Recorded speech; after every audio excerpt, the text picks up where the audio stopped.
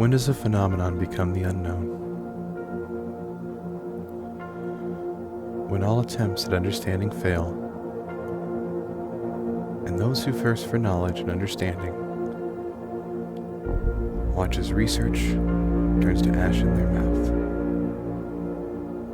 as the phenomenon turns from a riddle to be solved into anomalous fascination.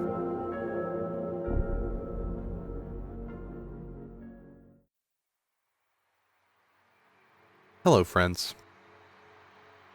Thank you for tuning in to episode 6 of the Anomalous Fascination podcast. Thank you again for all of your amazing support and feedback on previous episodes. It genuinely means a lot to me. Please feel free to contact me anytime with feedback, suggestions, or even just to say hey. Feedback can include what you want to hear more of, what you want to hear less of, or even if you appreciate a good mix. As I always say, if you love the show, tell a friend about it. Even if it's not their cup of tea, maybe they'll learn something they didn't know. In which case, my mission was accomplished. This week I've decided to cover something a bit lighter and more fun than our past 5 episodes. So while the facts may not be quite as shocking or unbelievable as past episodes, they're likely to apply to many more of your day-to-day lives. And now, on with the show. This week I have a more specific audience I'd like to speak with. Don't worry, I'll bring the rest of you in shortly. To listeners out there who are cat owners, what is the most amazing thing your cat can do? For some, I'm sure it's some feat of acrobatics, squeezing into impossible spaces, and for others, maybe just how much cat food it can eat in one sitting. I don't claim to be a cat owner and haven't had a cat since I was 12 years old, so I won't go too deep on speculating about what cats do in day-to-day life. Now imagine you're sitting and watching TV late at night, and your cat crawls up in your lap, takes a nap, and starts purring. An amazing feeling, huh? About as comforting an experience as you can get from an animal. Now let's say it's 5:30 a.m. the following morning, and you're desperately trying to sleep. When you hear your cat purring, but it isn't the same as the lap purring from the night before, is it? You probably don't think much about it, but yet without even consciously knowing why, you get up to feed the cat or give it some attention. Now why did you do that? Did this purring have a less calming effect on you than the purring the night before? Isn't purring what cats do when they're happy? That's certainly what I've been told for the majority of my life, and I'm guessing for many of you too. So it may come as a surprise to many of you, cat owners or not, that despite mankind's relationship with cats for over 4,000 years, we can't actually say with any certainty how or why it is that cats purr. Let's take a stroll, shall we?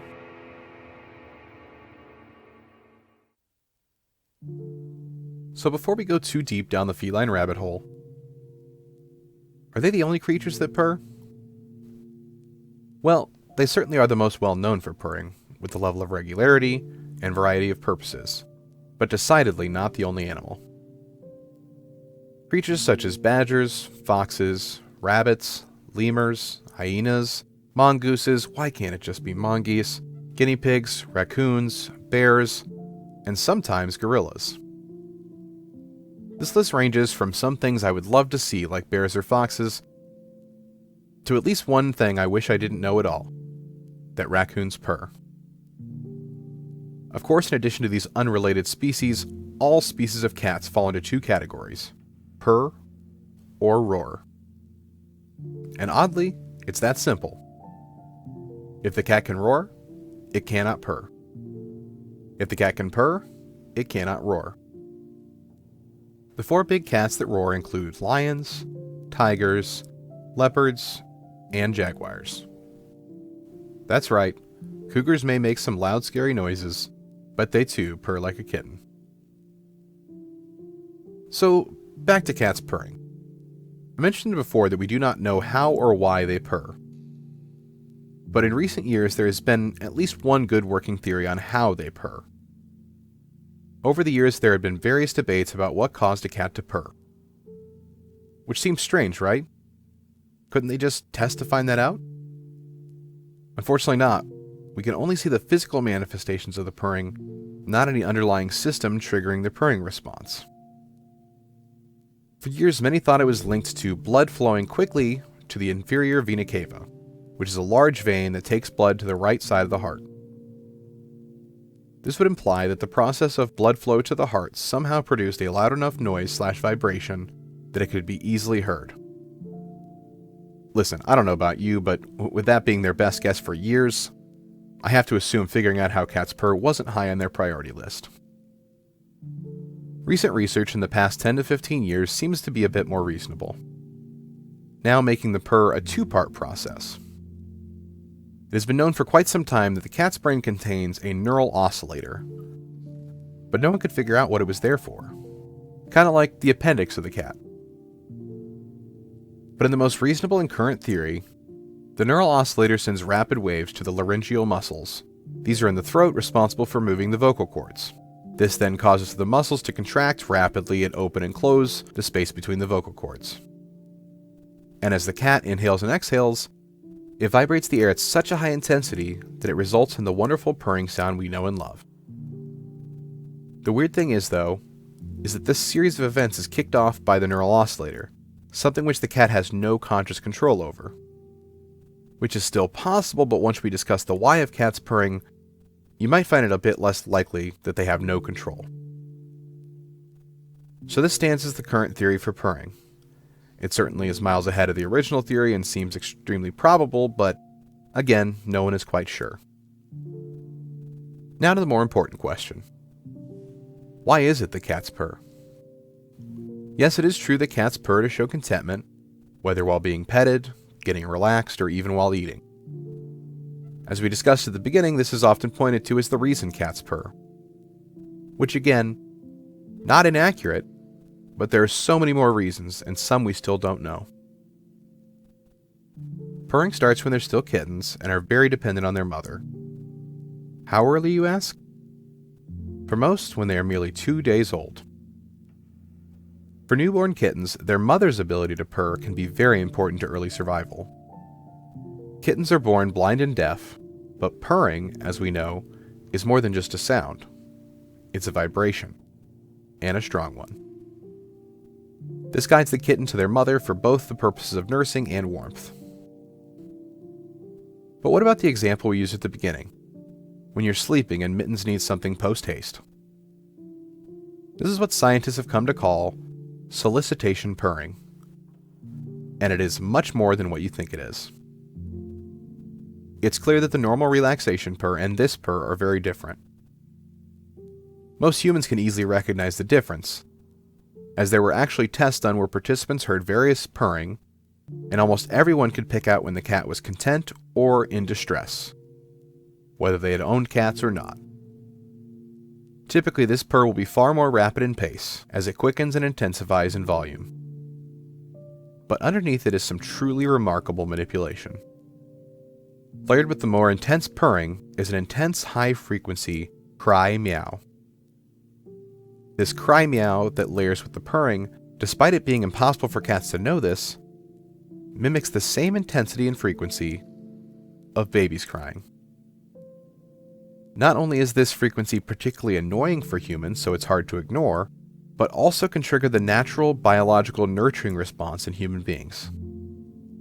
This solicitation purring tends to occur more frequently in single households where the cats know it will receive attention when needed, versus larger households where they loudly meow for the same effect. But still, cats, they've evolved to manipulate, and they do it oh so well. But what else does purring do, and when is it used? Scientists know it has to do something, because far too often, cats are found purring when they're completely alone, injured or sick, or even on the verge of death. And purring is not an easy process. It takes additional energy for a cat to purr that would be pointless when alone or in a dangerous situation. According to many researchers, purring has actual healing and therapeutic properties. Let me just list a few of these properties that purring possesses. 1. Calming itself down after a stressful situation. 2. Pain relief caused by the release of anti-inflammatories with the frequency of the purr. 3.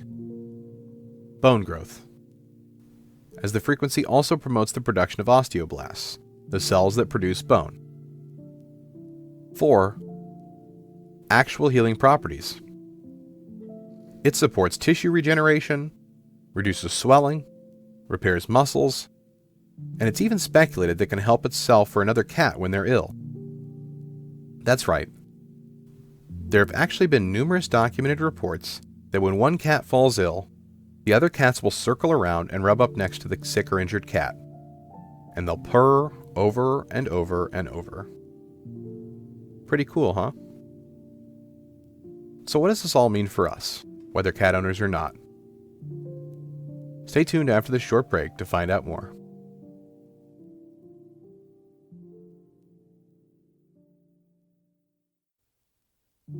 So, cats. Love them or hate them, they have some pretty amazing abilities. I myself, more of a dog person. Allergies, sorry cats. As discussed, we still aren't positive on how cats purr. And surely as time goes on, we'll learn more and more about why cats purr. But for now, a piece of good news for cat owners or future cat owners. If you've been thinking, wow, that's amazing that cats can heal themselves simply by purring. Well, good news. Because it is widely believed that in addition to themselves, they can also provide many of those benefits to their owners as well. So, if you're ever needing stronger bones or a speedy recovery from an illness, maybe it won't hurt to have Whiskers sit on your lap for a bit more than usual. So, I'll ask my question again from the beginning of the episode. What is the most amazing thing your cat can do? Thank you again for listening to this episode of Anomalous Fascination. If you'd like to keep in touch with the show, you can find me at AnomalyPod on Twitter, or email me at anomalousfascination@gmail.com. And if you love the show, hop on Apple Podcasts and leave a nice 5-star rating and review. And until next time, thanks for listening.